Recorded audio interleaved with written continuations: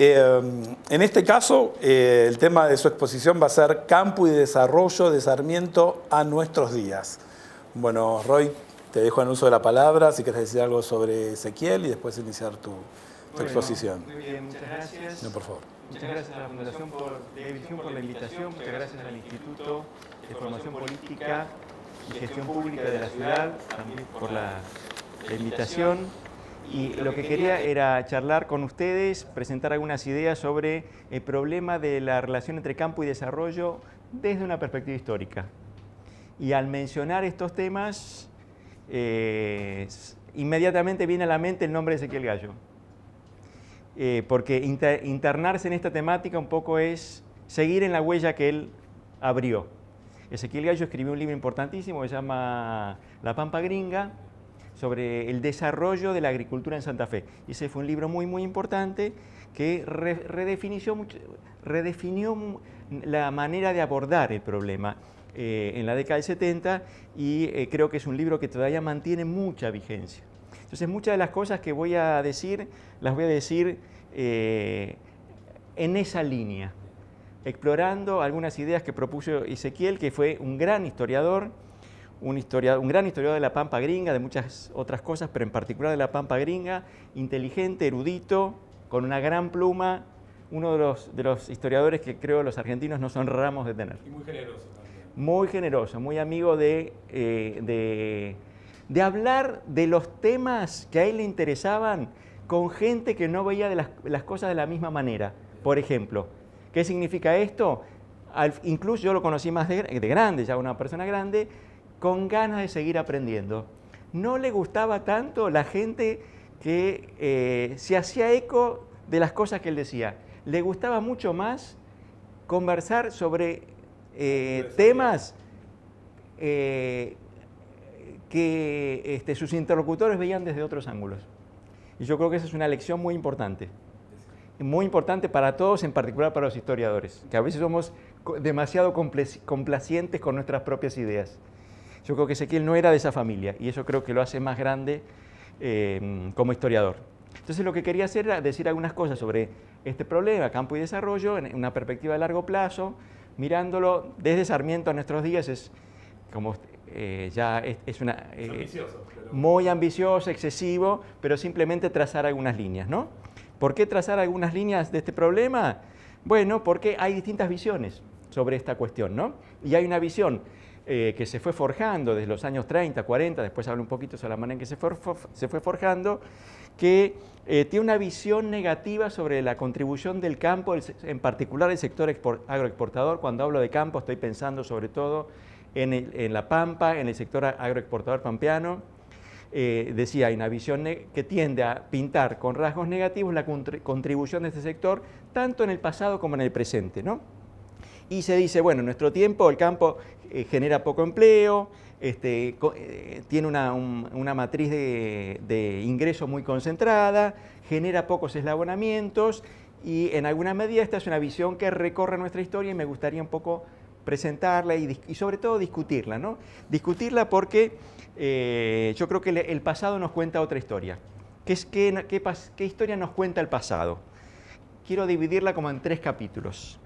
Primer capítulo, digamos así, de Sarmiento y Irigoyen.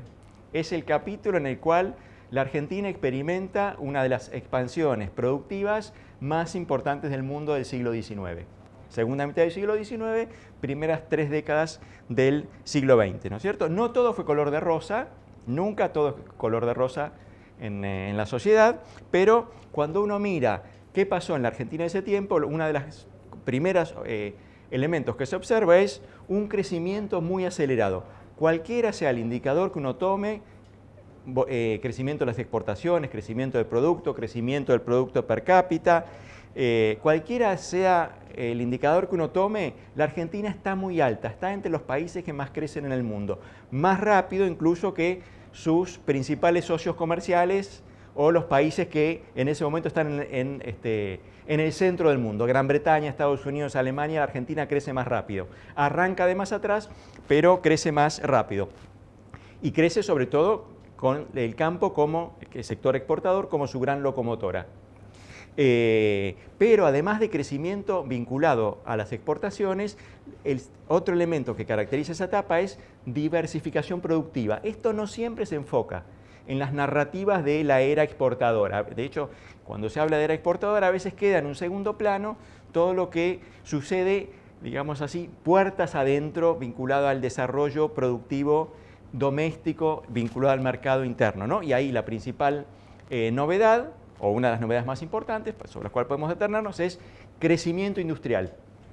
Cuando uno mira qué pasó con la industria, se ve que de hecho creció más rápido que el sector exportador, más rápido que la ganadería, más rápido que la agricultura, y convirtió a la Argentina, a fin del periodo, en el país más industrializado de América Latina. La Argentina de Alvear, la Argentina de la década del 20, tenía una industria que estaba cerca del 20% del Producto Bruto. 19, depende cómo uno lo cuente, pero anda por ahí. Y cuando uno compara, bueno, ¿cuánto era eso en relación con lo que uno encuentra en otras economías medianas o grandes de América Latina? Se ve que es mucho más. Para poner dos ejemplos, México y Brasil tienen industrias que son más o menos 13% del producto. Es decir, la Argentina no solo desarrolló una economía exportadora muy dinámica, sino que como consecuencia de la expansión del mercado interno, del incremento del ingreso, del incremento del tamaño de la población, eso dio como resultado una expansión industrial, no una expansión exportadora, pero una industria que trabaja para el mercado interno de dimensiones considerables, la más importante de América Latina. Sin una política industrial, sino que se dio espontáneamente. Hay algo, pero es sobre todo crecimiento lo que le Bien. importa, ¿no? Hay un poco de proteccionismo, Sí. algo de eso hay. Pero lo que me interesa señalar sobre todo es el impacto social de ese crecimiento de la economía agraria, del campo, ¿cierto? Porque conecta con el tema que quería poner en el centro de la argumentación, ¿no? Y hay un tema muy importante, esa Argentina tenía los salarios más altos de América Latina, y en parte porque tenía los salarios más altos de América Latina es que tuvo un flujo de inmigrantes muy, muy importante. Esos inmigrantes venían a la Argentina porque podían obtener ingresos altos y además porque esa economía en expansión ofrecía oportunidades de progreso social muy importantes. Entonces tenemos salarios altos, oportunidades de progreso y el fenómeno bien singular de la enorme migración. El país que más inmigrantes recibió como proporción de su población en proporción en el siglo XIX, más que Estados Unidos, más que Australia, mucho más que otros países latinoamericanos, ¿no es cierto? Y el otro elemento que es importante poner de relieve es que esa Argentina, cuyo motor económico está en el campo, es sin embargo un país muy industrializado, muy urbanizado, urbanizado, no solo industrializado, sino también urbanizado. Es un país de grandes ciudades. ¿Por qué? Bueno, en primer lugar porque como la economía agraria es tan dinámica, genera recursos como para que florezcan ciudades grandes. De hecho, Buenos Aires es una ciudad de las más grandes del mundo, la más grande probablemente del hemisferio sur, la más grande de América, salvo las ciudades estadounidenses, ¿no? Entonces tenemos ese fenómeno peculiar, ¿no? Que es crecimiento agrario, expansión industrial, urbanización y mejora social. Las cuatro cosas son rasgos bien característicos de esa etapa, ¿no es cierto? Es decir, esto que significa ahí la idea de desarrollo centrado en el campo, en las exportaciones, no es una expresión vacía. Da cuenta de una experiencia bien importante y me gustaría mencionar solamente dos indicadores que lo muestran. Uno en particular, que es esperanza de vida. ¿Qué pasa? Que habla mucho del bienestar de la población eso, ¿no es cierto? ¿Cuántos años vive en promedio la población? Bueno, en la década del 80 la esperanza de vida argentina anda por los 33 años, que es más o menos lo que uno encuentra en el resto de América Latina, más o menos, anda por ahí. Pero para la década del 20 la esperanza de vida se ha prolongado 19 años. Es decir, los hombres que vivieron en el 80, ¿cierto?, tuvieron un horizonte de vida muy distinto a sus hijos, a los que vieron el nuevo siglo.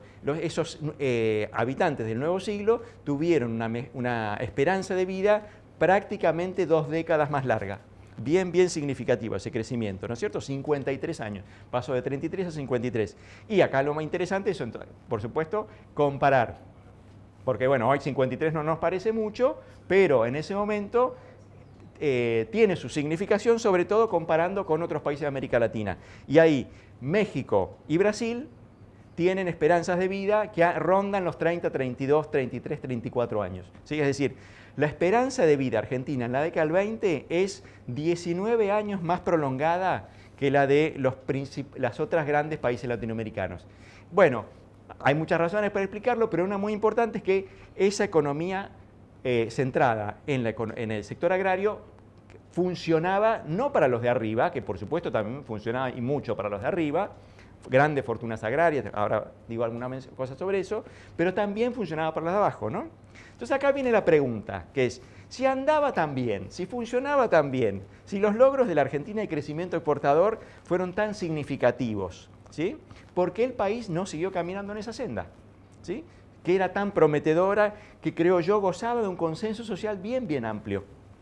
No solo entre las élites dirigentes, que efectivamente sucedía, sino también más abajo, ¿sí? Y al mismo tiempo, ¿por qué comenzó a volverse negativa la valoración del aporte del campo, del sector exportador, al desarrollo productivo, al desarrollo nacional? Yo creo que para contestar esta pregunta, es una pregunta que nos llevaría mucho tiempo contestarla, pero de manera sintética, lo más importante que hay que decir ahí es el mundo cambió. No es que la Argentina le dio la espalda al mundo. Sí, digamos, la Argentina se tuvo que buscar un plan B porque el mundo cambió y ese cambio se lleva el nombre de Gran Depresión. El mundo de mercados abiertos, de expansión de las economías centrales, que había sido tan hospitalario para Argentina, de golpe empezó a cerrar sus puertas. Se volvió más proteccionista, más chiquito, menos intercambio internacional y por tanto la Argentina tuvo que buscarse un plan B para crecer, ¿no es cierto?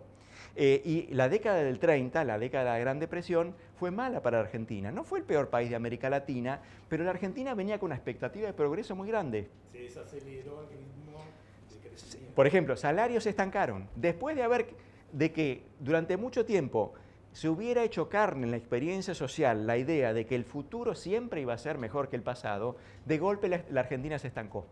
Y eso significó entonces, digamos, para esas mayorías para las cuales el progreso era una experiencia palpable, significó un golpe, una desilusión, un golpe, ¿no es cierto? Muy importante, frustraciones. Y en ese momento además empezó a aparecer, no solo en Argentina, sobre todo en el mundo y también en Argentina, la promesa de un nuevo horizonte de progreso que asociado a la industria, ¿cierto?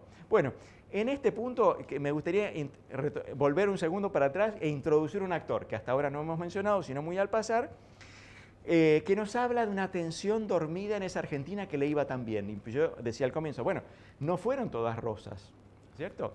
En un contexto de progreso, había una tensión importante ahí. Y esa tensión tiene que ver con el incremento de la desigualdad.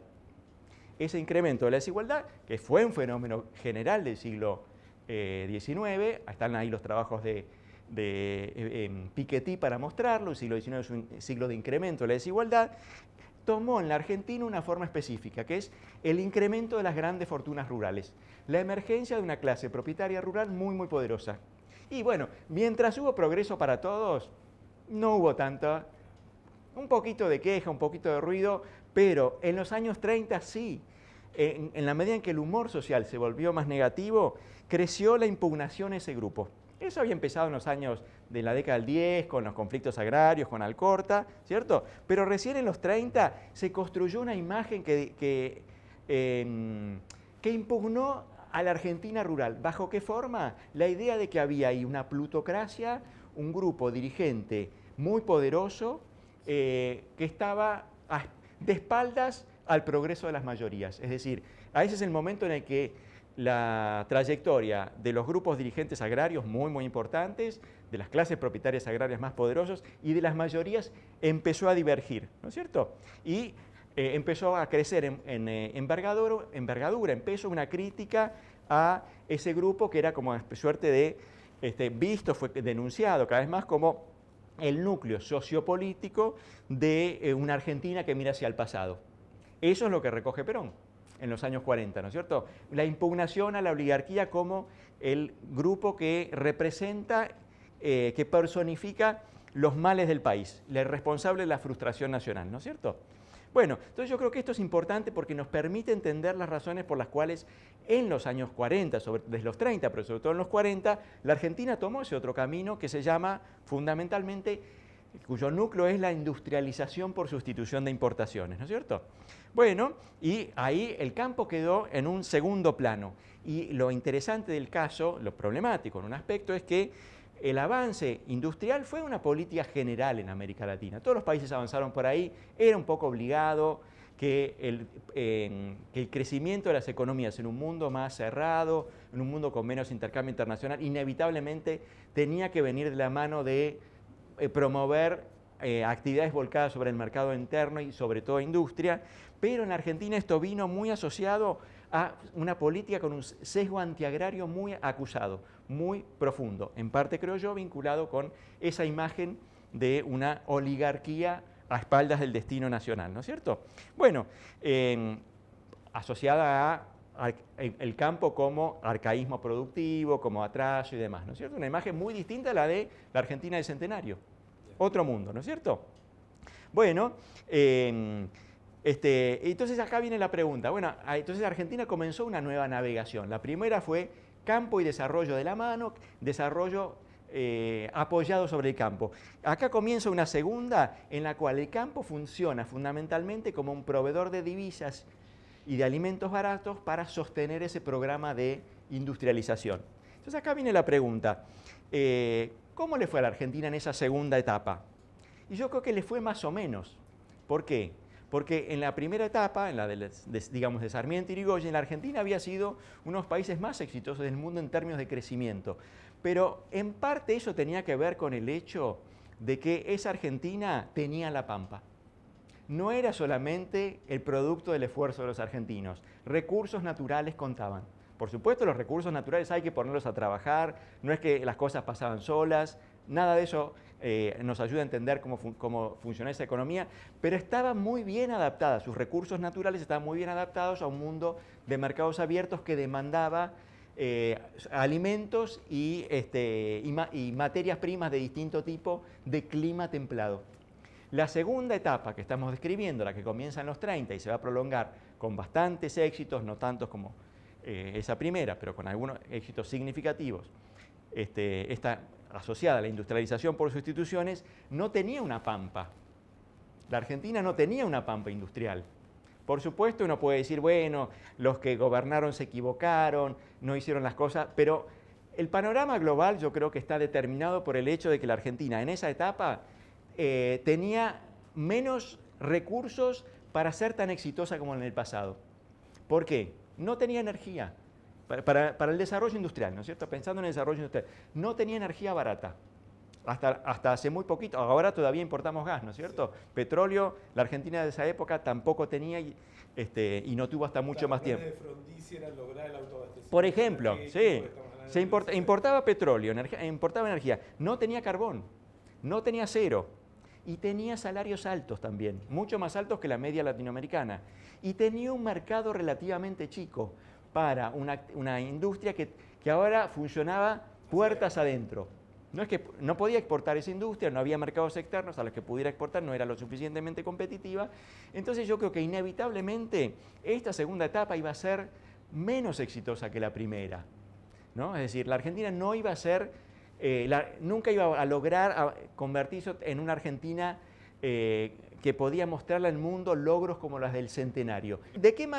Muestro un par de números que nos dan una idea de este fenómeno, ¿no? Es decir, en los años dorados de la etapa de crecimiento industrial por sustitución de importaciones, 1945-1972, ¿cómo le fue a la Argentina respecto a otros países latinoamericanos? Bueno, la Argentina creció, la industria argentina creció a un ritmo del 4,4% anual.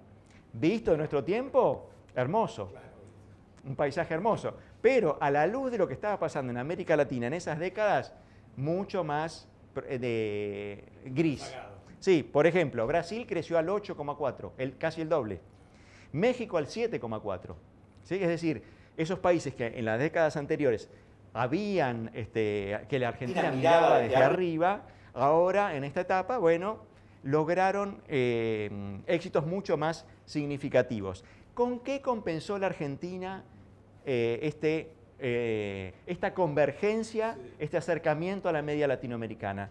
Bueno, con una mejora del bienestar popular. Esa es la marca peronista, ¿no es cierto? La justicia social. La Argentina creció menos, pero en la medida en que se volvió un país más igualitario, esto creó las condiciones para que este segundo patrón de crecimiento, esta segunda navegación argentina, tuviera un consenso amplio. Arriba, por ahí no era tan celebrada, en el medio de la sociedad, quizás en algunos casos no era tan celebrada, pero abajo sí tenía un grado de consenso importante, además de que las instituciones y las fuerzas creadas al calor de la industrialización forjaron grupos de interés bien poderosos, ¿no es cierto? Bueno, y esta es una Argentina que avanza por el camino del desarrollo industrial en gran medida gracias a los recursos que salen del campo, ¿no es cierto? El campo se ha convertido ahora no en en la locomotora de crecimiento, pero sí transfiere ingresos. Financiador de la industrialización. Financia la industria y mantiene bajos los salarios urbanos vía alimentos baratos, ¿no es cierto? Bueno, eso tuvo un costo. ¿Ese costo cuál fue? Bueno, uno muy importante es que la rentabilidad agraria bajó, el mundo por supuesto no se volvió tan favorable para las exportaciones agrarias de clima templado como el que existía antes de los años 30, no es solamente lo que pasa acá, pero lo cierto es que desde los 30 hasta, fíjate, los 60, a la década del 60, el volumen de las exportaciones se mantuvo estancado. Es lo que 30 años de estancamiento de las ventas externas. Una verdadera catástrofe, porque ¿eso qué significa? Que el campo ya no era tan importante como el humo que salía de las chimeneas para generar bienestar, para generar desarrollo urbano, pero en definitiva esa industrialización por sustitución de importaciones dependía también de las divisas que generaba el campo, de los dólares o las libras en ese momento que generaba el campo. Y la desaceleración del crecimiento del sector exportador, bueno, fue un poco el talón de Aquiles de ese programa de industrialización, toda vez que la industria no logró fortalecer su perfil exportador, una industria volcada sobre el mercado interno. Entonces yo diría, por una parte, bueno, la Argentina siguió avanzando en estas décadas, ese crecimiento no fue tan veloz, explosivo, acelerado como en los periodos anteriores, pero siguió avanzando. ¿Hasta cuándo? Bueno, la década del 70 creo que es el gran parteaguas. Ese es el momento en el cual la industria deja de crecer como porcentaje del Producto Bruto, deja de avanzar. Esa industria que había nacido en los años, había arrancado acompañando el desarrollo agroexportador, desde los 30 en adelante se había fortalecido más gracias a un mercado más cerrado, desde los 70 dejó de aumentar su participación en el producto y llegó a ser más o menos un tercio, de ahí en adelante empezó a perder gravitación, ¿cierto? Entonces acá viene la pregunta, y de ahí en adelante hasta nuestro tiempo la industria ha retrocedido. Acá viene una pregunta importante, ¿ese retroceso del sector manufacturero fue consecuencia de las malas decisiones, de la mala política económica, de quienes gobernaron de la década del 70 en adelante? Yo creo que si nos enfocamos en lo que pasa en el Palacio de Hacienda o en la Casa Rosada, algunas cosas vemos, pero nos perdemos la película grande. ¿Por qué motivo? Porque en todo el mundo y en particular en toda América la industria retrocedió. No es un fenómeno específico de la Argentina. Cada país puede contar la historia de otra manera, con más acentuando ciertos elementos por sobre otros, pero lo cierto es que la industria retrocedió en toda América y en toda Europa, en todo el mundo atlántico, de los dos lados del Atlántico. El doctor Tyler Cowen que habla del gran estancamiento que lo data a partir de 1973. Sí, uno puede, digamos, cada país tiene su fecha, pero lo cierto es que ahí está apareciendo una cosa nueva que para la gente de nuestro tiempo es bastante obvio, ¿no? Que se llama globalización y ascenso asiático. La industria se va para allá, se mueve para allá, ¿no es cierto? Entonces, cuando uno ve, bueno, qué pasó con la industria en Estados Unidos, en Alemania, en Inglaterra, en Francia, bueno, la historia en el fondo, con singularidades nacionales, no es tan distinta a la historia de la manufactura argentina, ¿no es cierto? Yo creo que hay una diferencia específica, de todos modos, en el caso argentino, que tiene que ver con el hecho de que no solo la Argentina se desindustrializó, sino que lo que la Argentina experimentó es un retroceso económico más general, que en otros lados no se verificó, ¿no es cierto? En otros lados la industria perdió peso, pero, por ejemplo, fue reemplazada por la economía de los servicios. La Argentina de los años 70 en adelante, bueno, más o menos está estancada. Uno puede correr la fecha un poco, pero, en fin, de los 70 en adelante es una historia de fracasos, de recuperaciones a veces veloces, pero efímeras, caídas determinadas por grandes crisis macroeconómicas que en general nos dejan mucho peor de lo que estamos, por ejemplo, en términos de pobreza y desempleo, ¿no es cierto? Bueno, entonces yo creo que mirándolo en una perspectiva más amplia, que dice, bueno, ¿qué es lo que tenemos acá? Un contexto en el que la actividad manufacturera ha perdido la centralidad que tenía en los tiempos de Perón o de Frondizi. Ya no podemos esperar tanto de esa industria, ¿no es cierto? Que de hecho ahora es más chica, en nuestro tiempo es más chica que en tiempos de Alvear, de la década del 20, como porcentaje del producto. Contribuye al producto menos de lo que contribuía en los tiempos de Alvear. Al mismo tiempo que, sobre todo de la década del 90, se han producido cambios significativos en ese mundo de la agricultura. Ha emergido una nueva agricultura, donde en general esos grandes terratenientes están denunciados en los 30, 40, 50, ya no están. Una estructura agraria mucho más dominada por la mediana propiedad y sobre todo que funciona muy dominada por el gran arrendamiento, por el arrendamiento capitalista, ya no los pequeños chacareros del cambio de siglo, a veces explotados por esos grandes terratenientes, sino arrendatarios capitalistas, algunos que arriendan grandes superficies, muchas de ellas trabajando con la última tecnología en un sector que además ha incorporado mucha tecnología. Entonces, esas impugnaciones tradicionales de los 30, 40, 50 a un campo atrasado, a empresarios agrarios, rentistas, me parece que ya no tiene mucho sentido en la medida en que se han producido transformaciones tecnológicas bien importantes en el campo que vienen acompañadas de una oportunidad de progreso que es consecuencia de que ese techo que le había puesto a la expansión agropecuaria, el cierre de los mercados europeos, de los mercados del Atlántico Norte,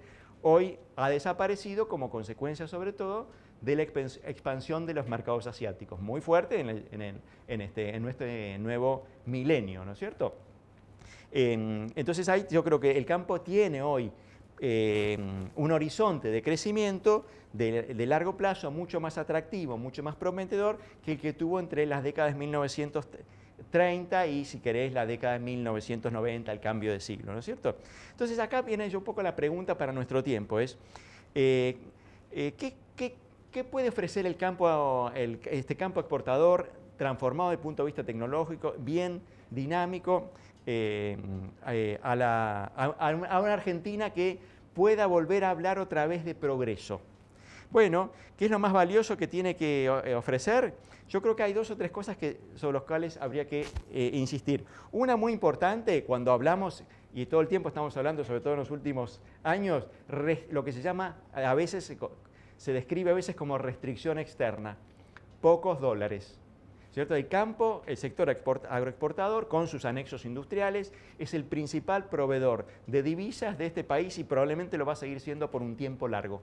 Hay otras cosas, sería deseable que aparezcan otras cosas que cobran más fuerza, la economía de los servicios está ahí, economía del conocimiento, hay un potencial ahí, el vino de Mendoza, hay muchas otras cosas, pero cuando uno hace las cuentas, el campo sigue siendo una importancia muy grande. Y eso es muy importante para darle solidez macroeconómica al crecimiento argentino, ¿no es cierto? No es simplemente para pagar nuestros compromisos externos, sino que es muy importante para darle solidez, estabilidad a la macroeconomía argentina y permitirnos forjar un horizonte de crecimiento que no esté tan determinado por dilemas de corto plazo, que son los que desde hace un tiempo muy largo dominan la política económica argentina, ¿no es cierto? Urgencias y dilemas de corto plazo que no pueden ver quienes están ahí en el Palacio de Hacienda o en la Casa Rosada, les cuesta mirar mucho más de los próximos 3 o 4 meses. Yo creo que de todos modos esto es muy importante, ¿no es cierto? Pero yo creo que hay que señalar 2 límites importantes al potencial del campo para producir crecimiento y desarrollo. dos cosas creo que son importantes señalar, ¿no es cierto? Digamos así, para poner un poco de paño frío sobre la retórica de los entusiastas del campo, que los hay también, ¿no es cierto? Hay gente que lo denosta y hay gente que es apologista, ¿no es cierto? Creo que hay que tratar de alcanzar un equilibrio entre esas dos cosas. Y una cosa muy importante es el hecho de que dos límites que no podemos ignorar. Uno, y dejo de lado la cuestión de crecimiento ecológicamente sustentable, no me voy a meter en eso, ¿no es cierto? Que es muy importante, ¿no? Pero me parece que la discusión va por otro lado, no lo ignoro, pero no me quiero meter en ese punto en esta presentación, ¿no es cierto? Lo que quiero señalar, sí, sobre todo, es el hecho de que hoy la Argentina no es tan rica en recursos naturales como lo era en los tiempos de Sarmiento, Roca o Irigoyen. La pampa vale menos en nuestro mundo, ¿sí? De hecho, países como Brasil o Chile son más ricos en recursos naturales, tienen recursos naturales más valiosos de acuerdo a lo que... En términos relativos, ¿no es cierto? En términos per cápita, estamos hablando en términos per cápita, ¿no es cierto? Entonces, el campo no puede ser otra vez una locomotora de crecimiento como fue en ese tiempo, pues es una rueda muy importante, pero no puede ser el único motor, ¿sí? Ese es un tema, yo creo, importante. Y el segundo es que la Argentina de nuestro tiempo no es la de Roca, Sarmiento y Irigoyen. ¿En qué sentido? Esa Argentina importaba trabajadores. Era un país muy poco poblado que, como dijimos hace un ratito, todo el tiempo estaba trayendo extranjeros a explotar los recursos naturales, a desarrollar distintas actividades en el campo y sobre todo en la ciudad, ¿no es cierto? Es decir, era una Argentina sin problemas de empleo. La Argentina que hoy tenemos es la heredera de una experiencia mucho más larga, en la cual hay un capítulo muy importante, que es este último medio siglo, de destrucción de empleo, en particular de empleo estable, empleo genuino, ¿no es cierto? Y ese es sobre todo un problema de las grandes urbes. No tanto un problema rural, hoy es un problema de las grandes urbes, de los conurbanos de las grandes ciudades, ¿no es cierto? Y en el fondo entonces lo que tenemos es que, bueno, tenemos que resolver problemas sociales de una magnitud que ni Roca, ni Irigoyen, ni Sarmiento hubiesen imaginado posibles, ¿sí? Y yo creo que ahí tenemos que pensar sobre todo una economía para la ciudad. Y ahí el campo me parece es insuficiente, ¿no es cierto? Eso no significa que tenga sentido, como a veces se escucha, y a veces se escuchó un poco en años de la pandemia, tenga sentido la idea de remozar el proyecto de una nación industrial. De vez en cuando aparece esa idea. Me parece que esa es una vía sin retorno. ¿Por qué, fundamentalmente? ¿Cuál es el principal obstáculo, no es cierto? Una economía más cerrada, una economía que ponga a la industria en el lugar otra vez de gran locomotora de crecimiento, que haga que los recursos públicos vuelvan a hacer mover la rueda del crecimiento industrial, que salga más humo de las grandes chimeneas. Me parece que es un proyecto anacrónico y un proyecto para pocos. ¿Por qué motivo? Porque cuando en los años 30 la Argentina comenzó a avanzar por ese camino y después el peronismo profundizó esa ruta, bueno, esa industrialización se hizo con una tecnología que estaba en líneas generales disponible en el país. Había que importar algunas cosas, combustible, insumos, ¿no es cierto? Pero la idea de sustituir importaciones tenía sentido, como sucedió en muchos otros países, y de hecho la Argentina creció rápido. En nuestro tiempo, ese proyecto es un proyecto que no puede funcionar por esto que decíamos hace un rato. Este es un mundo globalizado y las cadenas de producción industrial también son cadenas, digamos así, integradas, donde algunas cosas se hacen acá y muchas otras cosas se hacen afuera. Entonces, la idea de que podemos reconstruir un sector industrial que genere el tipo de bienes que demandan, por ejemplo, nuestras mayorías, me parece que, bueno, es un camino, nos mete en un callejón sin salida. Para producir las cosas que necesita nuestra sociedad, tenemos que importar más. No hay otro camino, ¿cierto? Basta ver cómo es la canasta de consumo popular, sacamos los alimentos, que son muy importantes, pero, bueno, ¿qué es lo que quieren los jóvenes? Celulares, pantallas, zapatillas, ¿cierto? Que se hacen en todo o en parte con bienes, con tecnología importada, con insumos importados, ¿no es cierto? Entonces la idea de que tenemos que privilegiar el sector industrial por sobre otros y volver a colocar al sector agrario exportador como un auxiliar de la industria, me parece que es un proyecto que puede funcionar ¿para quién? Para quienes están asociados a ese mundo. Digamos así, el mundo del trabajo industrial, trabajadores y empresarios, pero que deja fuera mucha gente. Deja fuera mucha gente, entre ellos a ese 40-50% del mundo de la pobreza que está en gran medida por fuera del universo del trabajo formal, ¿no es cierto? Para eso me parece que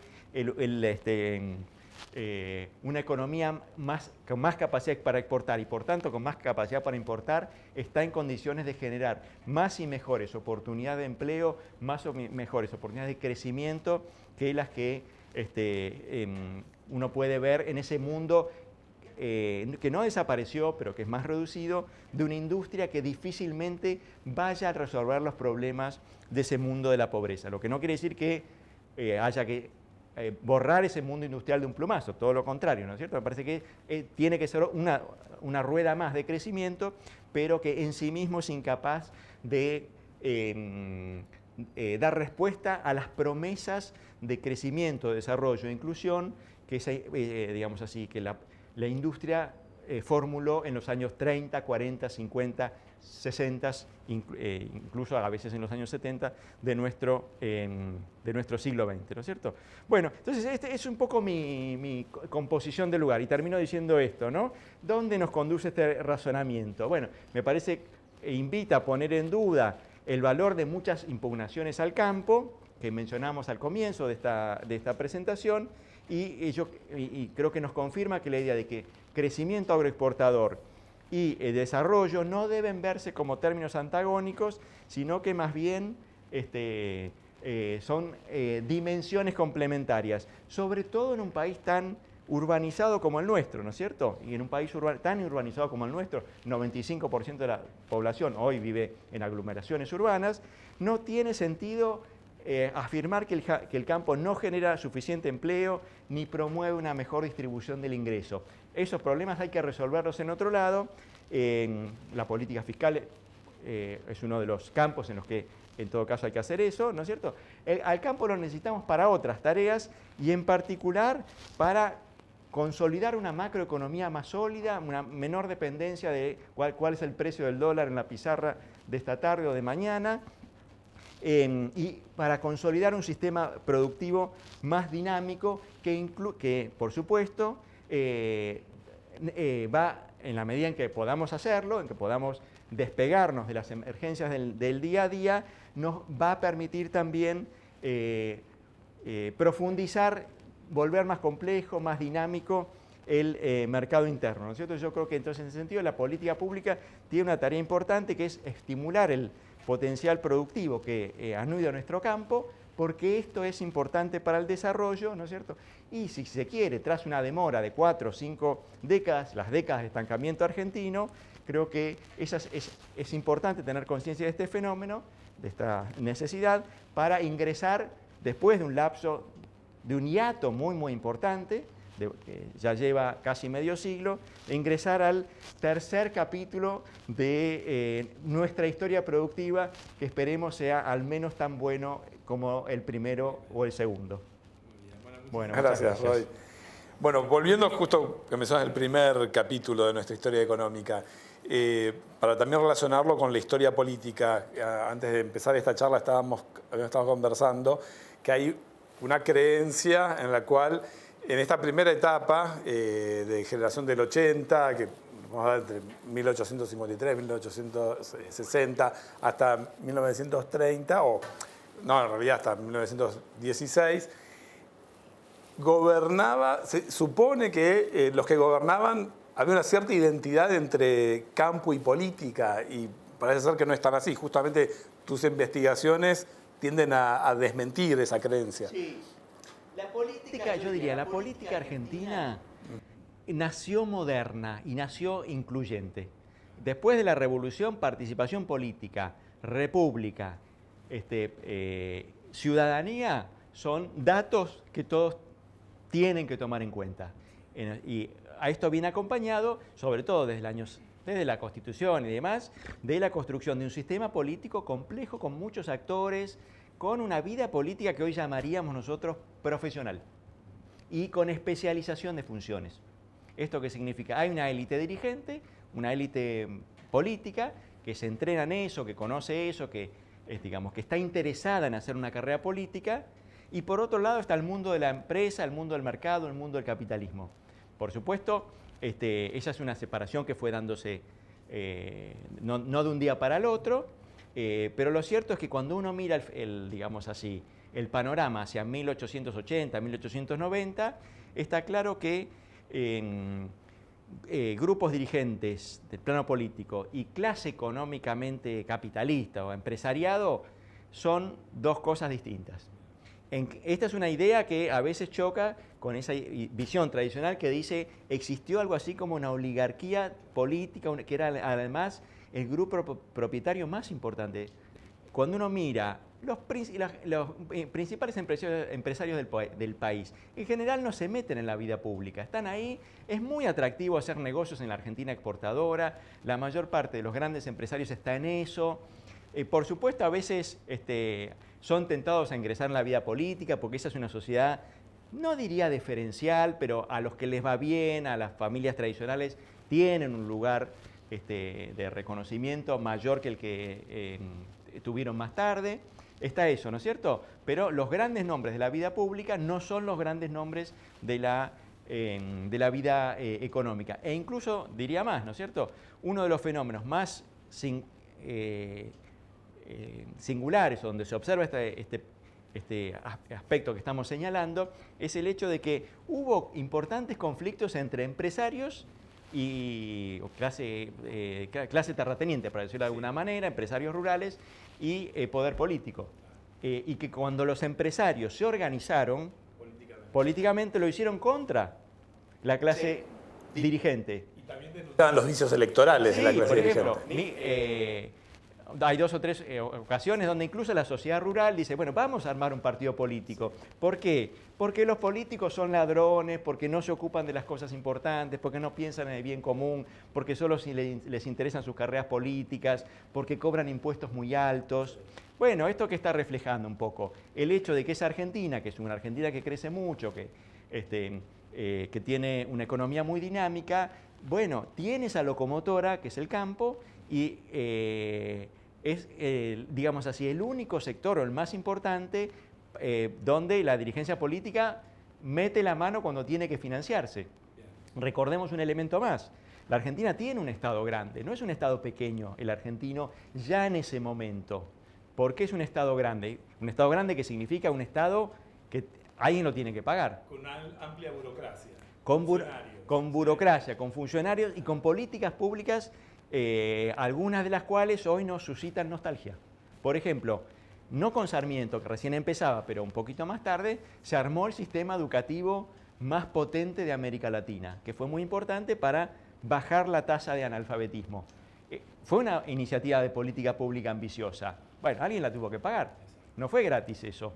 Entonces, ese era un Estado que, en términos comparativos, gastaba bastante.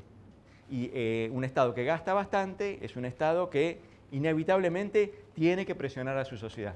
Y cuando había una mala cosecha, entonces se sentía mucho más el precio de los impuestos. Sí, hay momentos donde a veces los impuestos suben y hay varios conflictos. Por ejemplo, después de la crisis del 90 hay mucha conflictividad. Y en la primera década del siglo también hay momentos de mucha conflictividad, ¿no es cierto? Estoy diciendo, cuando digo mucha, estoy diciendo mucha en relación a otras etapas, ¿no es cierto? Porque creo que hay que enfatizar lo siguiente, ¿no es cierto? Especialización de funciones, tensiones entre sociedad y Estado, o entre clases propietarias y clase dirigente, funcionan todas ellas en el marco de una Argentina que funciona. ¿Esto qué significa? Hay un consenso de base importante. Ese consenso de base que dice, a la Argentina le va bien. La Argentina es un país que progresa, que está bajando la tasa de analfabetismo, es muy atractivo para los inmigrantes, para inmigrantes, que gente que quiere pasarla mejor de lo que lo está pasando en Europa. Es un país que tiene un horizonte de progreso que no es simplemente un horizonte de progreso para el barrio norte.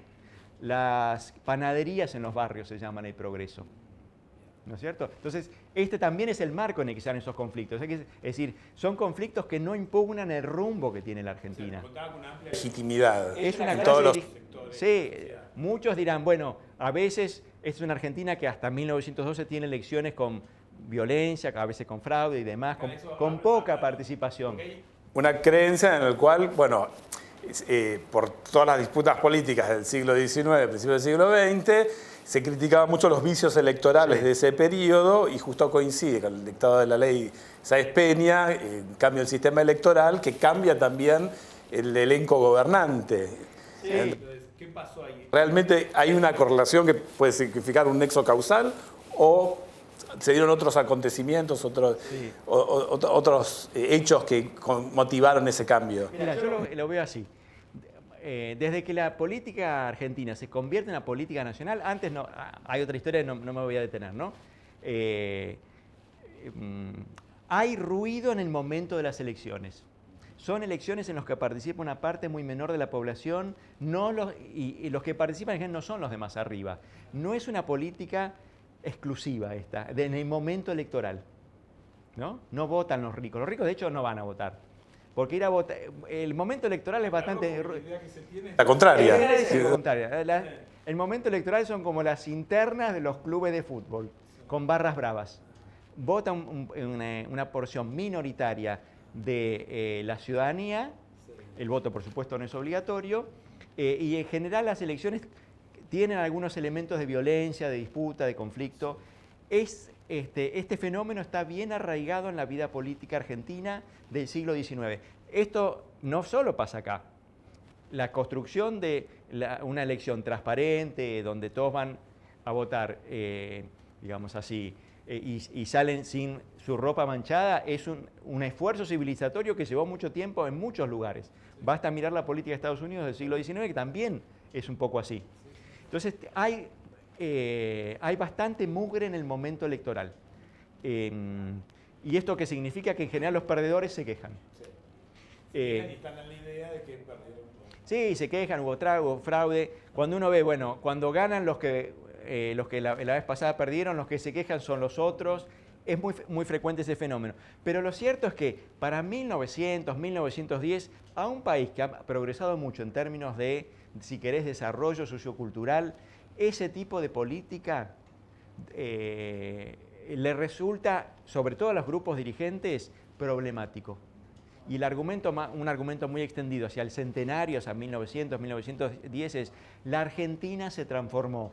Hoy es una sociedad de progreso, civilizada, con su población educada, bla, bla, bla, pero su política sigue siendo una política caudillesca del siglo XIX. Lo que tenemos que cambiar es la política. De ahí entonces un consenso bastante amplio en la necesidad de una reforma electoral que purifique el sistema electoral, sobre todo que purifique las elecciones, y eso explica, yo creo, hubo varias iniciativas, varios proyectos, eso explica por qué Sáenz Peña en 1911 dijo, ya no podemos seguir así. Vamos a armar una política mucho más inclusiva y sobre todo una política más transparente, una política donde van a votar todos, va a ser obligatorio votar, y donde vamos a garantizar el respeto a la voluntad popular y vamos a garantizar que todos los que van a votar lo pueden hacer sin recibir presiones. Pero la idea de Roque Sáenz Peña, el proyecto de Sáenz Peña no era una claudicación, él tenía previsto que con la continuidad de su propio... Bueno, basta digamos, Sáenz Peña es un hijo, tiene una lealtad enorme hacia la Argentina como país, pero también una lealtad muy grande hacia su propio partido, se llama Partido Autonomista Nacional, gobernó la Argentina por 30 años, es una proeza enorme, es decir, era un partido que arrancó más o menos con Roca en el 80 y durante más de 30 años gobernó la Argentina. ¿Y cómo se ven esos hombres, los dirigentes del Partido Autonomista Nacional? Dicen, bueno, nosotros hicimos la Argentina grande. No esos radicales que se la pasan protestando, esos socialistas que viven en la luna, que vienen a decir cosas que no tienen nada que ver. Nosotros somos los responsables de todos los progresos argentinos. Y nuestra última contribución, nuestra próxima contribución a hacer de la Argentina una sociedad mejor va a ser hacer una política más transparente, una política donde la ciudadanía verdaderamente se exprese sin ninguna restricción. ¿Y qué pensaban? Bueno, cuando eso suceda, nos van a votar a nosotros. Nos van a premiar en las urnas porque somos el único partido que puede vanagloriarse de haber hecho de este país un país al que los europeos quieren venir, del sur, quieren venir a vivir. Sin embargo, en 1916 corrió. Sí, hay una cosa. No me quiero detener mucho en detalles de la reforma, pero cuando Sáenz Peña la armó, que dijo, bueno, hagamos una reforma que en el Parlamento, que en ese momento era mucho más importante que en nuestro tiempo, ¿cómo vamos a distribuir los escaños? Y dijo, lista incompleta. ¿Qué significa lista incompleta? Significa 2/3 para la mayoría, 1 para la minoría. ¿Lo votó eso un Congreso que hacía lo que Sáenz Peña quería? La oposición no estaba sentada ahí. Entonces cuando uno dice, bueno, cuando pensaron una reforma que dice, le vamos a dar 2/3 a la mayoría, ¿no? ¿Qué están pensando? Vamos a ganar. Porque quizás no ganamos con el 65% de los sufragios, pero si ganamos con el 50% vamos a tener un premio, ¿no es cierto? Entonces, yo creo que está muy claro que iban en esa dirección, pensaban que iban a ganar. Y yo creo que si las elecciones, esta es una hipótesis, pero se puede discutir, ¿no?, hubieran tenido lugar en 1912 o 1913, no es improbable que ganaran, que hubieran ganado. Pero la elección nacional tuvo lugar en 1916. Sí. ¿Qué pasó? En el medio, entre que se aprobó la reforma en el febrero de 1912 y la primera elección nacional que ganó el radicalismo en 1916. Una catástrofe. Una catástrofe que fue la Gran Guerra en Europa, que le pegó muy duro a la Argentina. La Argentina realmente sufrió muchísimo esa guerra, porque la Argentina es un país muy integrado al mundo en términos económicos. Lo estábamos describiendo hace un rato, ¿no es cierto? Un gran exportador y un gran importador también. Entonces, y también mucho capital extranjero. El crecimiento argentino también se había fundado en inversión extranjera. Eso se cortó con la guerra y eso dio lugar a la depresión económica, a una depresión económica incluso más grande que la de los años 30.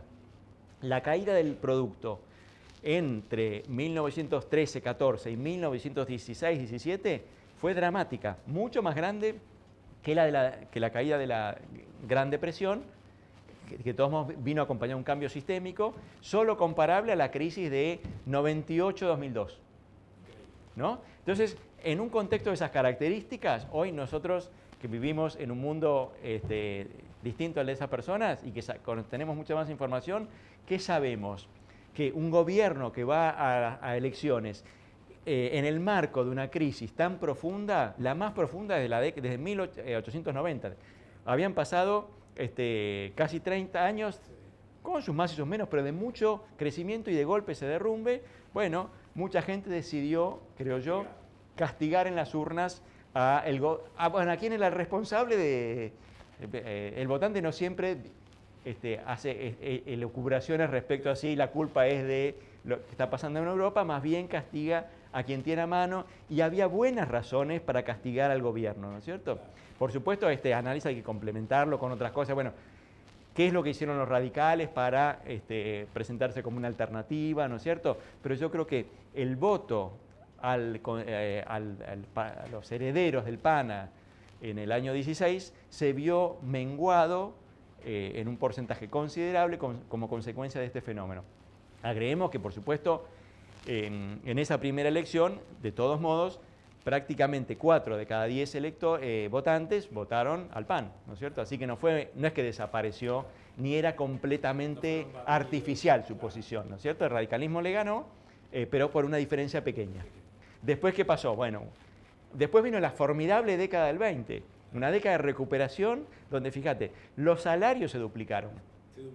Después de esa caída enorme que fue la Primera Guerra, comenzó una recuperación que no solo en Argentina, también en muchos lugares, nos describe a la década del 20 como una década otra vez digamos así, de progreso, de bienestar, de mejora del ingreso popular, ¿no es cierto? Es una visión muy extendida esta, en muchos lugares, y también en Argentina, y por supuesto eso a quién premió, a los que estaban gobernando, ¿no es cierto? Entonces cuando uno ve la trayectoria electoral del radicalismo, arrancó con 40 y pico por ciento de los votos, y terminó en el año 28 con más o menos 58% de los sufragios.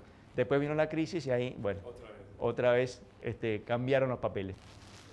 Bueno, es un tema largo y complejo, ¿no es cierto? Pero señalás bien el hecho de que en el núcleo de ese grupo dirigente existía una visión donde la tributación, a comienzos del siglo XX, la tributación progresista y en particular el impuesto progresivo sobre el suelo tenía un lugar, y un lugar de creciente importancia. Y efectivamente Roque Sáenz Peña y su ministro José María Rosa propusieron, si no me equivoco, si mi memoria no me falla, el primer impuesto progresivo al suelo. Eso fue en 1911, 1912. Lo mismo hizo un poquito más tarde el Partido Conservador de la provincia de Buenos Aires. Y hubo otras iniciativas en ese tiempo, ¿no es cierto? Es decir, estos son personas que están conscientes de que está teniendo lugar, sobre todo en Europa, una discusión, una redefinición de lo que significa el problema del impuesto, que son sensibles a las innovaciones que ha traído la revolución marginalista, que dice, una cosa es la igualdad ante la ley, pero esto no significa que le tenemos que cobrar a todos la misma tasa, en fin. Está armándose un consenso, si querés, progresista respecto al problema del suelo. Y yo engancharía esto con una cuestión de más largo plazo, a la que no tuve tiempo de referirme, pero que menciono muy breve, y que está señalada también en tu observación, y es el hecho de que yo decía, bueno, en los años 10, 20, 30, la gran propiedad empezó a ser objeto de mayor impugnación. Pero en el fondo esa impugnación viene del fondo de los tiempos.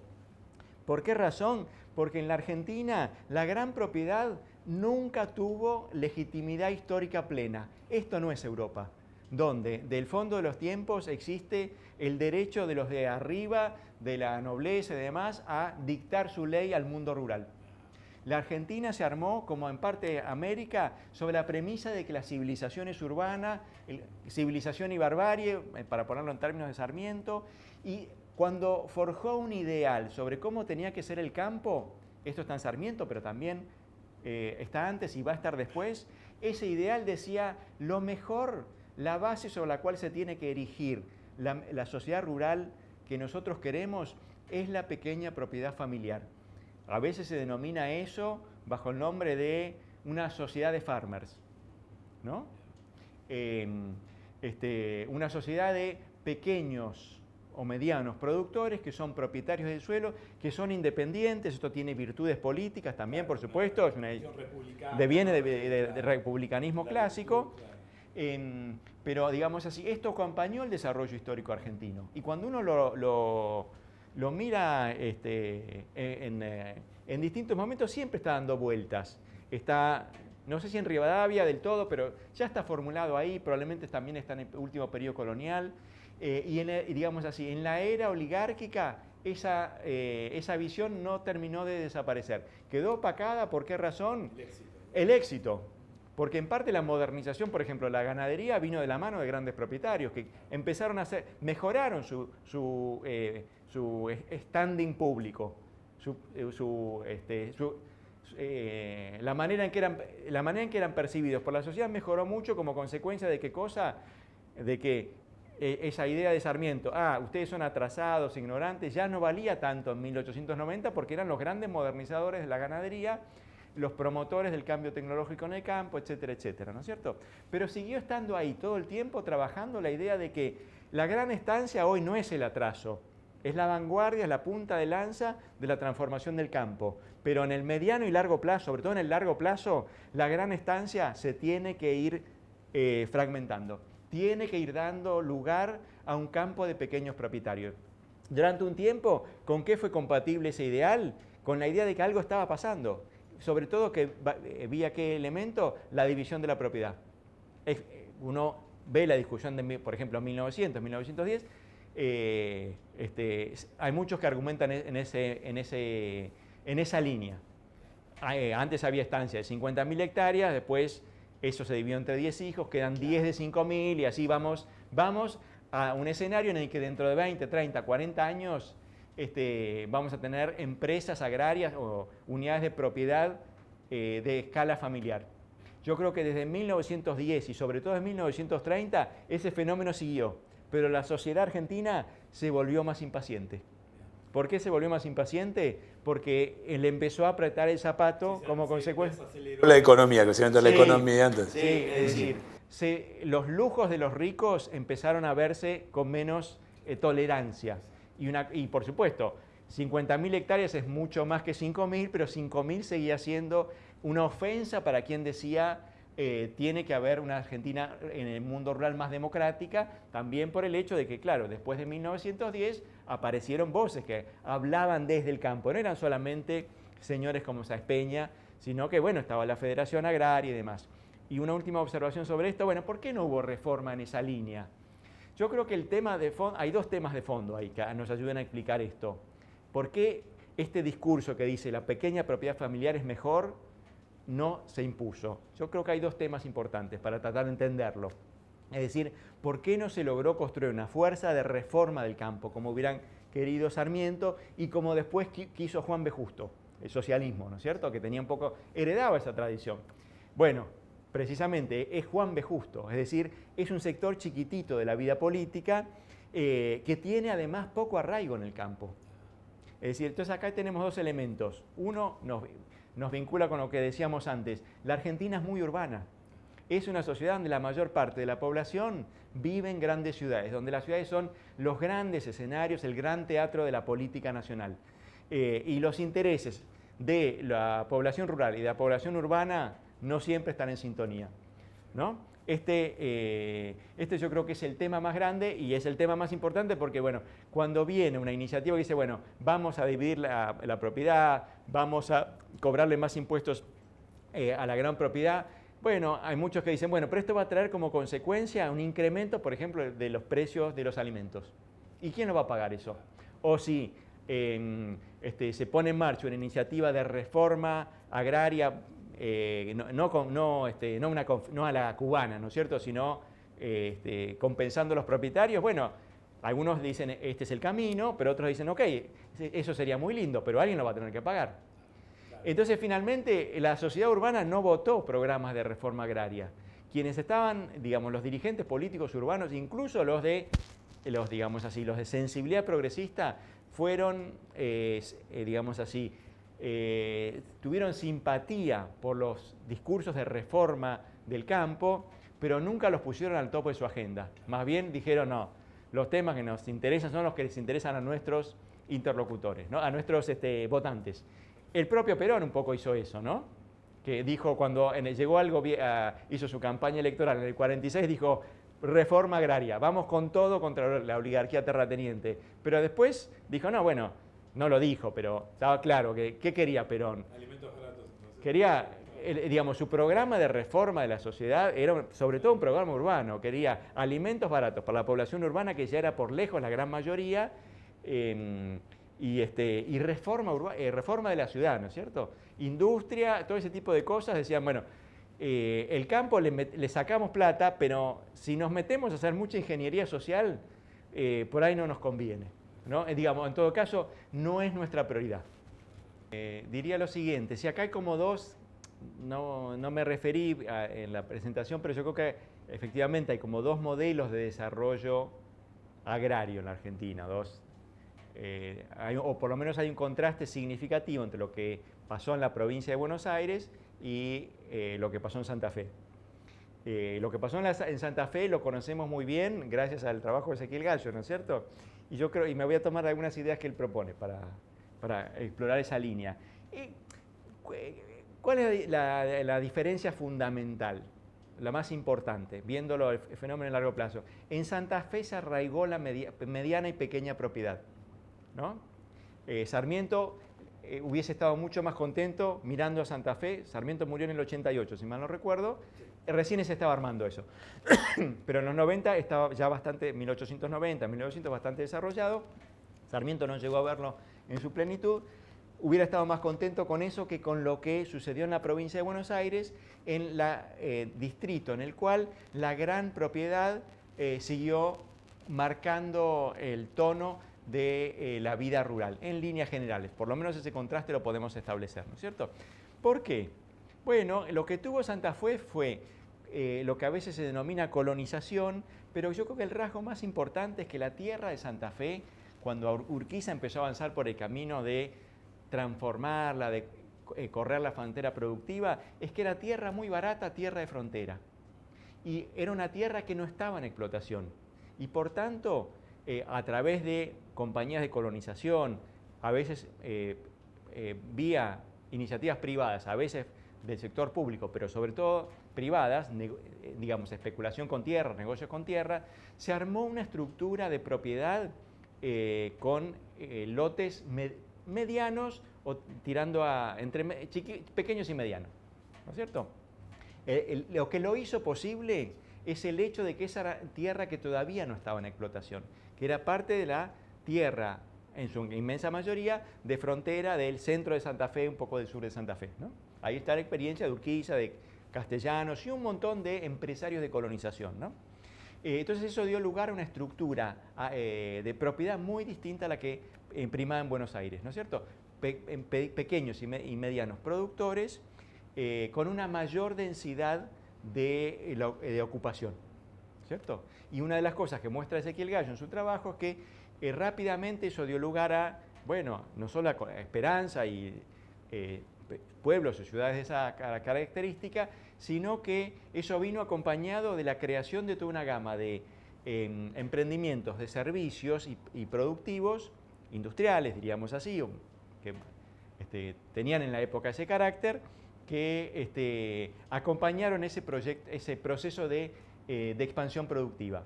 Entonces el campo santafesino estuvo mucho más asociado a pequeña y mediana propiedad, residencia rural, una mayor densidad de la residencia rural, mucho más, una mayor cantidad de urbanizaciones de pequeña y de mediana escala y desarrollo industrial no solo en Rosario y Santa Fe.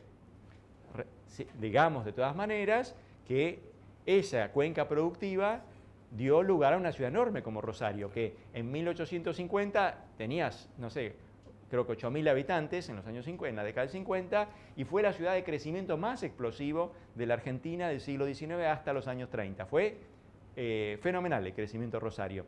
Donde no había nada, surgió una ciudad que terminó siendo la segunda o la tercera de la Argentina. Creo que se formó espontáneamente Rosario.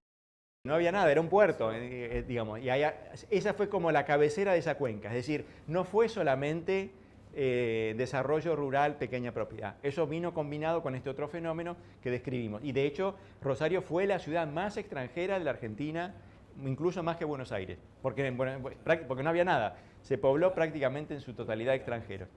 Ese es uno. El otro es Buenos Aires, y ahí la diferencia fundamental, ¿cuál es? Bueno, las tierras de la provincia de Buenos Aires ya estaban en explotación cuando comenzó a cobrar volumen la expansión de la agricultura. En general, ¿y qué es lo que había?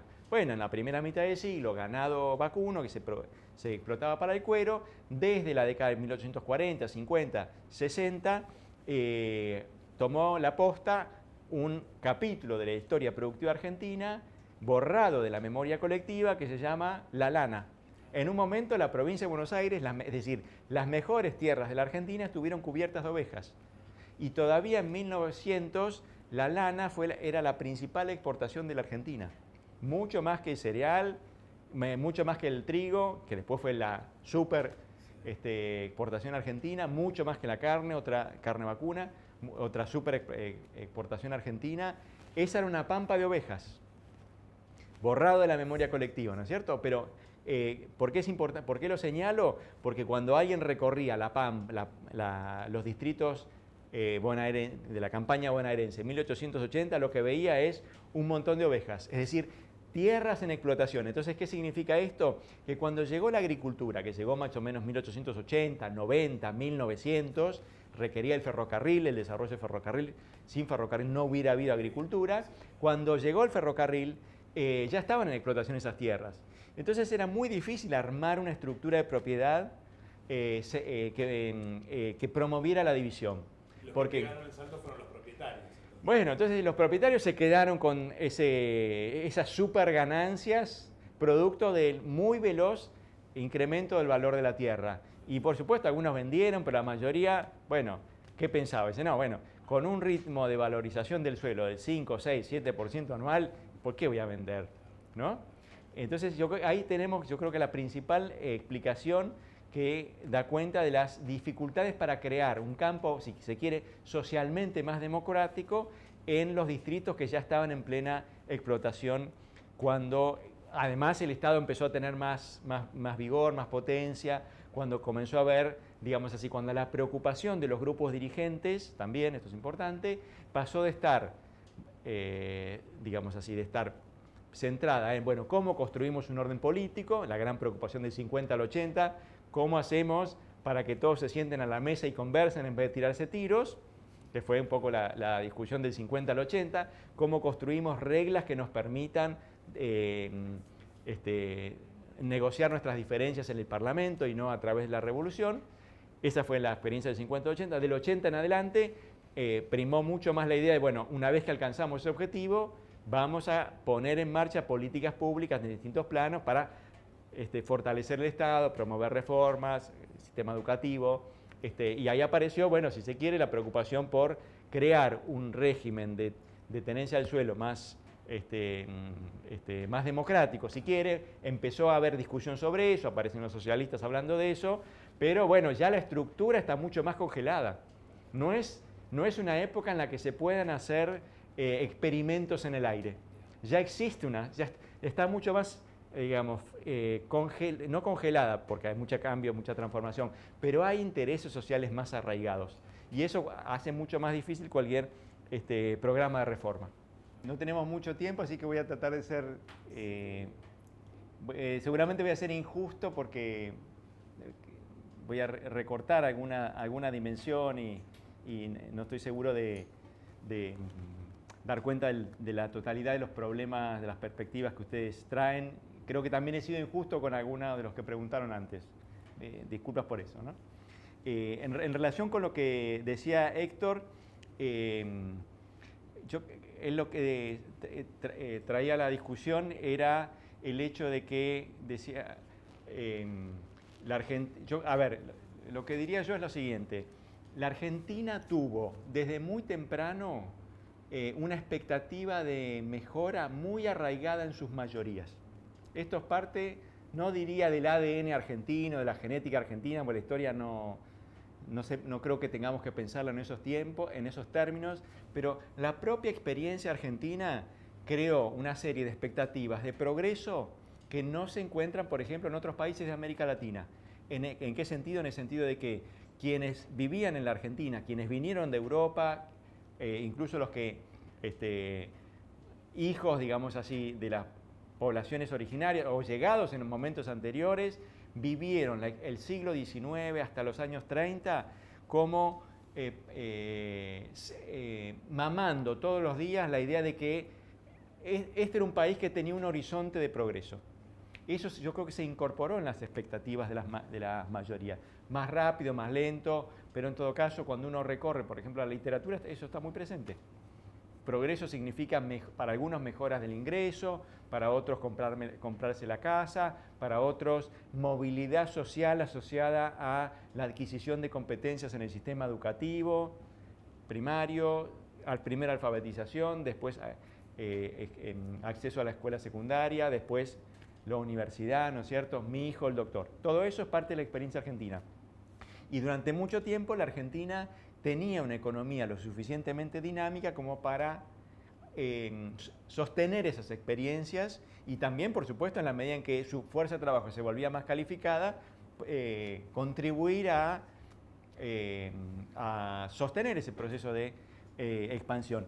Entonces, yo diría, hasta los años 30, esa fue una experiencia generalizada. Por eso yo creo que los años 30 fueron importantes, porque no es que la Argentina se derrumbó. Hace un rato decíamos que la caída de la economía en la Primera Guerra Mundial fue más dramática, pero mucha gente, ¿cómo lo vio? Bueno, es la guerra, algún momento va a pasar y otra vez volveremos, y eso efectivamente sucedió.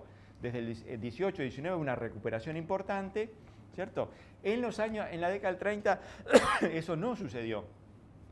Por supuesto, hubo una caída muy fuerte, 29, 30, 31, ya en el 33 hubo un poco de recuperación, 34, pero lo cierto es que los salarios se estancaron. Entonces yo creo que eso significó un cambio importante en términos de la manera en que los argentinos reflexionaban sobre su propia condición, sobre lo que les ofrecía la sociedad. No es casual que ese haya sido el momento donde más rápido creció el comunismo en la Argentina, como propuesta política. No se llevó por delante todo, pero aquellos activistas sociales que decían a la Argentina hay que dar la vuelta como una media, porque así no funciona, tuvieron más éxito que en cualquier otro momento en los años 30. Llegaron a ser la segunda fuerza en la CGT, es decir, en el mundo del trabajo lograron éxitos significativos, ¿no? Yo creo que eso está revelando mucho, no tanto la potencia del mensaje, sino que había oídos para los oídos estaban más sensibles para ese tipo de retórica. Si los comunistas en los años 20 le decían la Argentina es una porquería, la mayor parte de la gente, yo creo, no le llevaba el apunte, porque vivía en una Argentina mejor, más atractiva, con salarios más altos, que el fin de semana te podías ir al hipódromo, a la cancha, al box, en fin, con la idea de movilidad, de progreso mucho más arraigada en la experiencia cotidiana. Entonces, en este sentido, yo diría, bueno, estado de bienestar no tanto, pero sí mucho progreso sociocultural mucho más arraigado en la sociedad. Pero me parece que la experiencia de los 30 es muy importante, porque ahí es donde verdaderamente arraigó algo de lo que no hablé acá, pero que es muy importante, que es la idea de justicia social. Eso estaba en el discurso político de los 20 y de los 30, ya había arrancado, se empezaba a hablar de eso, los radicales hablaban, los socialistas hablaban, incluso los conservadores hablaban. Hay un conservadurismo progresista de gente como Sáenz Peña y demás que dicen, no, las clases populares tienen que mejorar, esto es parte de nuestro mandato como dirigentes, ¿no es cierto? Pero en el momento peronista hay, sobre todo el 45, 46 en particular, al 48, un ascenso muy abrupto, muy notable en términos de, por ejemplo, distribución del ingreso. El peronismo le puso a la Argentina una meta mucho más exigente en términos de justicia social. Salarios más altos para todos. Eso empezó, digamos, después se puede discutir, no es el caso acá, si eso era compatible con lo que la economía argentina podía ofrecer, ¿no es cierto? No me voy a meter en eso, pero sí lo que quería señalar es que, bueno, la Argentina sigue teniendo en un punto expectativas muy altas y altas demandas. Y eso en un sentido el peronismo lo pudo, digamos así, procesar, y de hecho no solo lo pudo procesar, sino que le creó una lealtad muy, muy firme entre las mayorías, y desde los años 70 no lo pudimos procesar bien. La Argentina no logró estar a la altura de las expectativas de su propia población, expectativas de mejora, de progreso muy extendidas, ¿no es cierto? Digamos, la Argentina no es una sociedad pacífica, no es una sociedad donde la gente se quede tranquila. Se caracteriza por ser una sociedad muy vibrante, con mucha capacidad de organización, una cosa que viene de muy de atrás, ¿no es cierto? Y hoy todavía lo seguimos viendo. Organización, primero, fin de siglo, clases altas, clases medias, después los trabajadores y hoy los desocupados, la economía popular, ¿no es cierto? Yo creo que hay una historia de largo plazo de organización asociada a la idea de que, bueno, todos nos tenemos que sentar a la mesa para discutir, para reclamar lo que nos corresponde en el festín de la vida argentina. Desde los años 70 el argentino pudo ofrecer poco en términos de mejora. Yo creo que una de las razones que explican el crecimiento, y ahí voy al punto, ¿no?, del endeudamiento tiene que ver con eso. Es decir, una sociedad que tiene aspiraciones de bienestar más altos que los que su economía puede proveer, ¿cómo lo puede financiar? Bueno, no hay tantas maneras. Una de ellas es en momentos en que el mercado financiero internacional se abre, que la canilla está generosa, tomar deuda. Y muchas veces la Argentina tomó deuda no para transformar su estructura productiva, no para volver más eficiente su economía, sino para mantener niveles de consumo más altos de los que su propia capacidad productiva puede sostener, ¿no es cierto? Eso se expresa, por ejemplo, en tipo de cambio atrasado. Típico, por ejemplo, característico de la última etapa de la dictadura, ¿no es cierto? Lo que se llamó en su momento, esa fue la primera incursión en el mercado financiero internacional, la plata dulce. Momento en el cual, por ejemplo, se hizo lo que podemos llamar populismo de clases medias.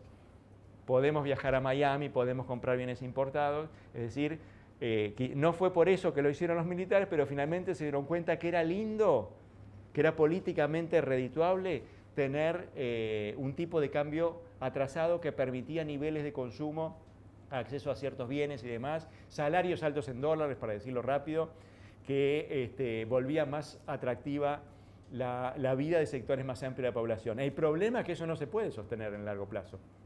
Y de eso, en general, digamos así, estaciones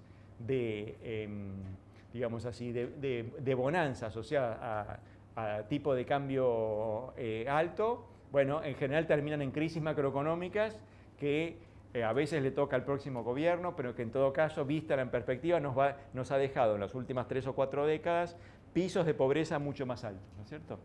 Entonces pero yo creo que parte del problema del endeudamiento, y cierro con esto, y en todo caso seguiremos la discusión, conversación en otro momento, tiene que ver con este fenómeno, ¿cierto? Una sociedad con demandas altas que, bueno, quienes están ahí en el Palacio de Hacienda, en el Casa Rosada, dicen, bueno, mantengamos el dólar barato, en la medida que se puede, hoy ya no se puede, ¿no es cierto? Respecto a la pregunta de Martín sobre la conquista del desierto, es un tema que hoy en esta semana estuvo dando vuelta porque se cumplió el nuevo aniversario creo que del nacimiento de Roca, no sé de qué se celebró que fecha vinculada a la figura de esta persona que fue 2 veces presidente de la Argentina, entre el 80 y el 86 y entre 98 y 1904, y que fue la persona asociada con eso que se llamó durante mucho tiempo la conquista del desierto, en las últimas décadas mucho más discutido en muchos planos, ¿no es cierto? Ahí yo lo que diría es dos cosas. Bueno, es una discusión larga, tiene muchas dimensiones que van en distintas direcciones, ¿no? A ver, ¿qué es lo que dicen los historiadores hoy sobre el fenómeno? Bueno, que a veces por poner la atención específicamente en la campaña del 79-80, en la campaña de Roca, que llevó la frontera argentina por ley de Congreso al Río Negro, a veces nos perdemos una historia más larga que nos ayuda a entender el fenómeno de la relación entre la sociedad blanca argentina, la sociedad gobernada de Buenos Aires y las sociedades indígenas que de hecho preexistían a la creación del Estado Nacional. Hay una historia muy larga y de hecho hubo varias de esas campañas, conquistas del desierto, por lo menos 2, una que llevó adelante Martín Rodríguez, década de 1820 más o menos, primera expansión cuando la economía capitalista comenzaba a calentarse y a reclamar nuevas tierras, y la segunda y también importante, a veces no siempre visualizada, que fue la que Rosas llevó adelante en el año 33, que llevó la frontera hasta el río Colorado. A veces, ¿por qué no se ponen una al lado de la otra y se las mira en conjunto? Bueno, porque a veces solemos tener una valoración política distinta de estas figuras. Pero digamos así, el esfuerzo de la sociedad blanca por empujar la frontera es un fenómeno de largo plazo, que fue cambiando la relación con las sociedades indígenas. Relación que durante mucho tiempo fue una relación no diría de colaboración, pero de coexistencia. ¿Hasta qué momento? Hasta el momento en el que la sociedad, el Estado argentino alcanzó la fuerza suficiente como para lanzar esa campaña que ocupó los territorios indígenas, llevó Roca más de los que los siguieron en los años posteriores, digamos así, pusieron la bandera celeste y blanca más o menos por el lago Nahuel Huapi. Yo creo que eso es parte de un fenómeno más general que pasa en todos los países de América Latina, que tiene que ver con la afirmación de los estados. Esa afirmación de los estados tiene sus costados oscuros, como todo fenómeno de construcción del poder. Esos fenómenos tienen costados oscuros en el sentido de que la afirmación del Estado significó ponerle la pata encima a grupos que jugaban otro juego o que tenían otros derechos o veían las cosas de otro punto de vista.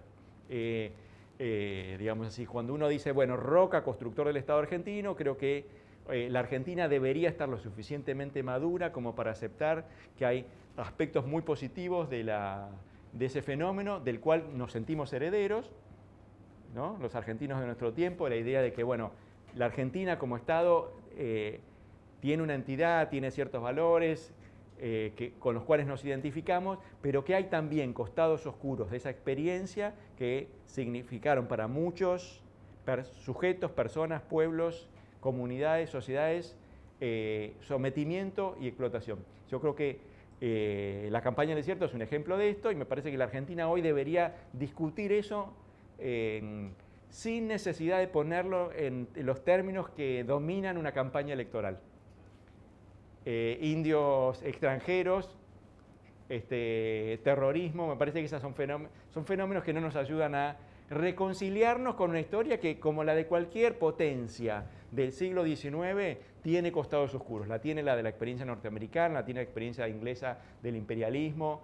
Yo creo que haríamos bien en reconocer que la construcción del Estado fue, como suele ser, una máquina que pasa por arriba de los deseos, los derechos de aquellos que no terminan de cuadrarse o no hacen lo que el Estado argentino quiere.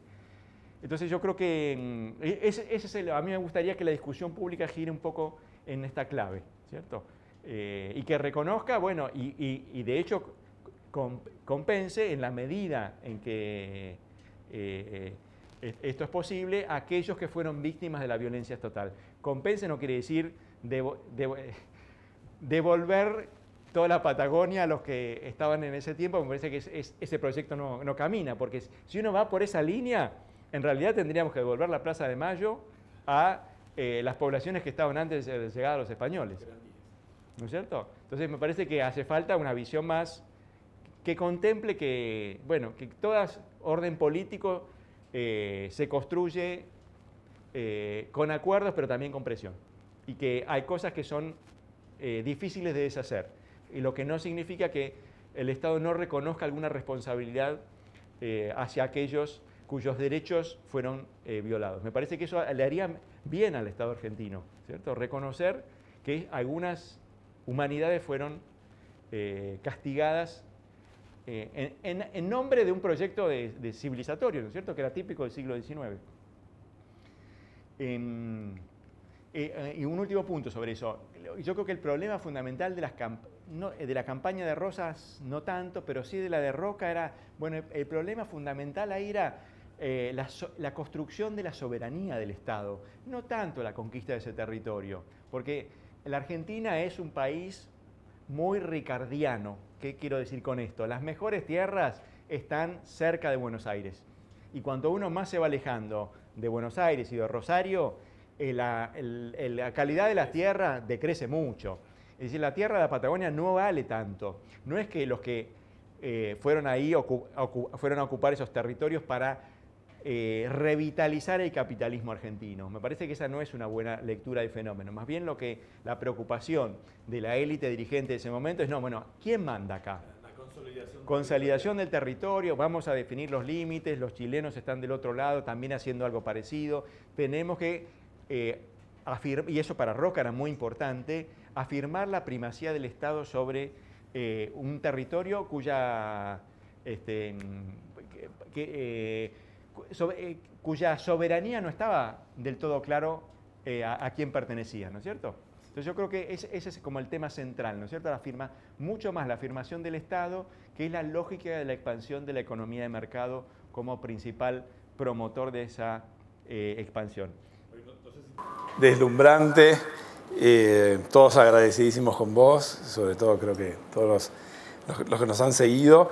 Te dejo las palabras finales y cerramos. Bueno, muchas gracias a todos. Otra vez quiero agradecer la invitación. Quiero agradecer también a los que nos siguieron por Zoom, ¿no es cierto? Y a los que intervinieron, preguntaron, comentaron. Me disculpo por no haber podido responder a todas las preguntas, pero bueno, este es el formato, quedó constreñido por las limitaciones, pero las seguimos en otro momento. Muchas gracias a todos. Gracias a vos, Roy. Bueno, nos despedimos.